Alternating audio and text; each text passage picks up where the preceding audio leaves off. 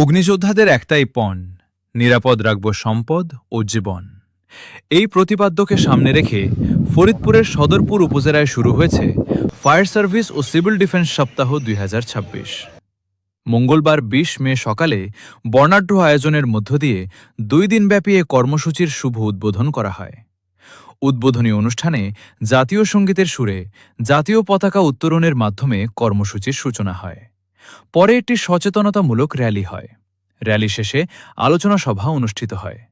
অনুষ্ঠানে সঞ্চালকের দায়িত্ব পালন করেন মোহাম্মদ ইলিয়াস হোসেন। প্রধান অতিথি হিসেবে উপস্থিত ছিলেন সদরপুর উপজেলা নির্বাহী অফিসার ইউএনও শরীফ শাওন। বিশেষ অতিথি হিসেবে উপস্থিত ছিলেন সদরপুর থানা officer in charge OC Mohammad Abdullah Al Mamun Shah. অনুষ্ঠানে সভাপতিত্ব করেন রণেন্দ্রনাথ চৌধুরী। এ সময় ফায়ার সার্ভিস সদস্য, বিভিন্ন সামাজিক সংগঠনের প্রতিনিধি, শিক্ষার্থী ও স্থানীয় গণ্যমান্য ব্যক্তিবর্গ উপস্থিত ছিলেন। বক্তারা অগ্নিকাণ্ড প্রতিরোধ, দুর্যোগ মোকাবেলা এবং জনসচেতনতা বৃদ্ধিতে ফায়ার সার্ভিসের ভূমিকার ওপর গুরুত্বারোপ করেন। আয়োজকরা জানান, ফায়ার সার্ভিস সপ্তাহ উপলক্ষে জনসচেতনতামূলক প্রচারণা, অগ্নি নির্বাপন মহড়া, নিরাপত্তা বিষয়ক আলোচনা সভা এবং বিভিন্ন সেবামূলক কার্যক্রম পরিচালনা করা হবে। অনুষ্ঠানটির আয়োজন করে ফায়ার সার্ভিস ও সিভিল ডিফেন্স স্টেশন সদরপুর। পরীক্ষা করে দেখবো যারা ব্যবহার করেন, এখানে যারা উপস্থিত আছেন এদের মাধ্যমে সকলে যারা জানতে পারে, আপনারা একটু প্রচারে লিপ্ত থাকবেন।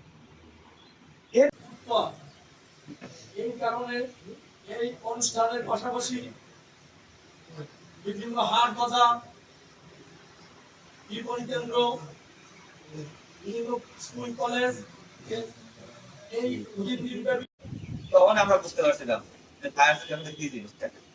সুতরাং ফায়ার সার্ভিসকে শুধু মুখে নয়, আমরা চেষ্টা করবো আমাদের বিভিন্ন যার সামর্থ্য আছে সেখান থেকে সাপোর্ট করার জন্য। এরা সাধারণ সৈনিক, সাধারণ ঘরের সন্তান, কিন্তু দেখতে হবে এদেরও দুঃখ কষ্ট আছে, এরাও মানুষ।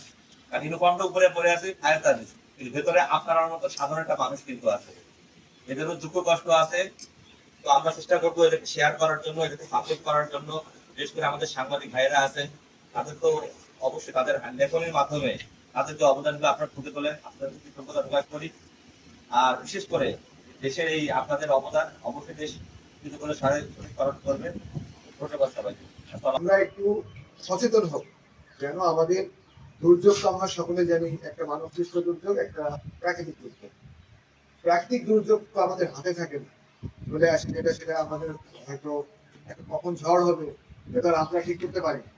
কিন্তু আমাদের একটু অসাবধানতার কারণে একটা সামান্য একটা বিদ্যুতের লাইনের হয়তো লাইনটা দুর্বল ছিল, বা সেটা শর্ট সার্কিট হয়ে সেখান থেকে আগুন ধরে, আমাদের গ্যাসের চুলা ঠিক মতো আমরা অফ করি না, অনেক সময় ভাল্বগুলো অফ করা হয় না। পাশাপাশি এই যে আমাদের অসাবধানতার কারণে যে অগ্নিসংযোগ ঘটে এবং সেখান থেকে যে ব্যাপক ক্ষয়ক্ষতি, হয়তো সদরপুরে এটা যেরকম আমার হাজি ভাই বললেন যে শহরে এটা বেশি দেখা যায়। একবার ধানমন্ডিকা ফিনিকগুলো কোথায় না একটা ভবনে আগুন ধরে আপনার 4-5টা রেস্টুরেন্ট একই কালার। এটা কিন্তু ধরেন এমন না, এটা কিন্তু আমাদেরই অসাবধানতার কারণে এটা হয়েছে। এই জিনিসগুলো না ঘটে আমরা যেন আমরা যখন ছুটিতে যখন যাবো আমাদের অফিস গুলা ঠিকঠাক মতো সব পাওয়ার অফ করে, বা আমাদের বাড়ির অফ করে গ্রামের বাড়িতে যাবো, তখন সে বাসা বাড়িতে যেন